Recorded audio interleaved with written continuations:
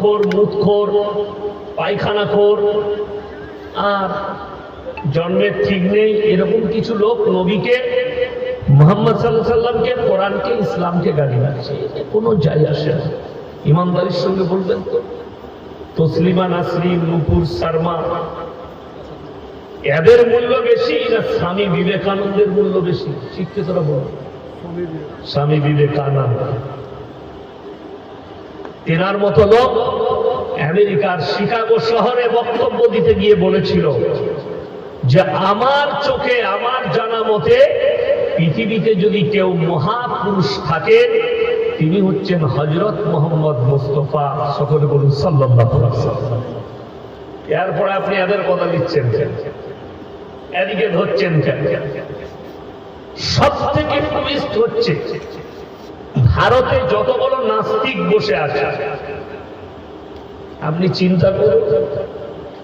আমি চ্যালেঞ্জ ছুড়ে বললাম, এই ভারতে 30 কোটি মুসলমান আছে, এই ভারতের থেকে বাংলাদেশে মাত্র 11 কোটি মুসলমান। কত বললাম?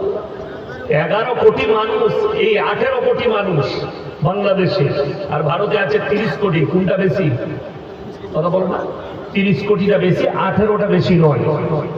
12 কোটি বেশি আছে ভারতে, কিন্তু তারপরেও ইসলামের দুশ্মন বাংলাদেশে বেশি, কোরআনের দুশ্মন বাংলাদেশে বেশি, নাস্তিক ভারতের থেকে বাংলাদেশে বেশি। প্রমাণ আমাকে দিতে হবে না, মোবাইল খুললে প্রমাণ পাবে। তসলিমা নাসরিনের বাড়ি কোথায়? বাংলাদেশে। আপনারা তো ফর্ম ফিল আপ করছেন নাকি? করেছেন? এই জমা দিচ্ছেন তো? দেন, ভয়ের কিছু নেই। বাপ আমাদের এখানে জন্ম, সব কিছু আমাদের। ফর্ম ফিল আপ করে জমা দেন। আমি খালি অপেক্ষায় আছি যে এসআইআর হয়েছে, যে ভারতের নাগরিক নয়, অনুপ্রবেশকারী। অনেক তাবর তাবর লোক বলছে এদিকে গঙ্গা পার করাবো, পদ্মা পার করাবো। আমিও আলহামদুলিল্লাহ তাদের সাথে আছি যে অবশ্যই তাদেরকে পদ্মা পার করাতে হবে। তবে আমি লাস্টে দেখব তসলিমা নাসরিন কি করে নিজের বাপের পরিচয় দেয় যে তার বাপ এখানে জন্ম নিয়েছে। কথাটা বুঝতে পারেন? দিল্লিতে বসে আছে। আমি চ্যালেঞ্জ ছুড়লাম যে যদি তসলিমা নাসরিন হালালের সন্তান হয়, আর ভারতে যতগুলো নাস্তিক, তসলিমা নাসরিন, আসাদ নূর, নাজিয়া ইলাই খান, এরা যদি বাপের আওলাদ হয়, হালালের সন্তান হয়, কোরআনকে গাল দিচ্ছে, মুহাম্মদ সাল্লাল্লাহু আলাইহি সাল্লামকে গাল দিচ্ছে, দাড়িকে, টুপিকে গাল দিচ্ছে, একবার খালি হিন্দু ধর্মকে গাল দিয়ে দেখা, শিখ ধর্মকে গাল দিয়ে দেখা, পাঞ্জাবিকে গাল দিয়ে দেখা, খ্রিস্টানকে গাল দিয়ে দেখা, পাছাই লাথি মেরে গঙ্গা পার করাবে না। ঠিক বললাম না?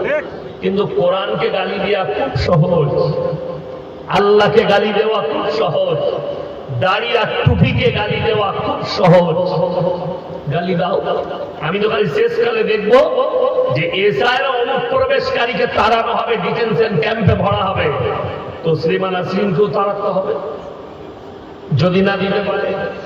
আর একটা গুরুত্বপূর্ণ মেহমান গত বছরে পালিয়ে এসছে আমার দেশে, আমি তার লেগেও অপেক্ষা করছি সে কি করে জন্ম পরিচয় দিবে। আমি নাম করবো না, সমঝদারও কে নেই সারা কাফি। যারা বুদ্ধিমান হবে তারা আমার ভাষা বুঝে যাবেন আমি কাকে ইশারা করছি। আমি দেখবো লাস্টে এসআইআর করে তারা কি করে থাকে। আমাকে তাড়াবে, আমাদিকে তাড়িয়ে দেবে যেখানে আমার দাদু জন্ম নিয়েছি। আমাকে আমার আব্বাজি বয়স হয়েছে, তো আমি বলছিলাম যে আপনার ফর্মটা ফিল আপ করতে হবে, আধার কার্ডটা দেন তো একবার আপনার, আমার ওই ইসে লাগবে ফর্মে। বলছে আমাদিকে তাড়াবে না। আমরা কেন বলবো? বলছে জানিস আমাদের যে গ্রাম, আজ থেকে যখন পানাগড় যেটা মিলিটারি বেস আছে, ওই মিলিটারি বেসটা যখন তৈরি করা হয় 40টা গ্রাম তুলে দেওয়া হয়েছিল। 40টা মিলিটারি বেসে, যেটা পানাগড়ে আছে, ভারতের ক নম্বরে আছে মিলিটারি ক্যাম্পটা, আমার বাড়ির কাছে একদম পানাগড়। তো ওখানে 40টা গ্রামকে তোলা হয়েছিল। আমার আব্বাজি বলে এখনো পর্যন্ত আমার দাদুদের সব জায়গা আছে ওখানে। আমাদেরকে তাকিয়ে দিবে।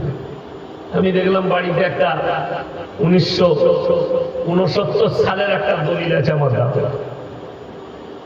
তো এরকম বহু মুসলমানের আছে, কিন্তু বড় দুঃখ লাগে আমরা আমাদিকে পরিচয় দিতে হচ্ছে, অথচ বাংলাদেশ থেকে ডেকে নিয়ে এসে ইসলামকে গালি দেওয়ার কারণে তাকে ভাড়া করে রাখা হচ্ছে।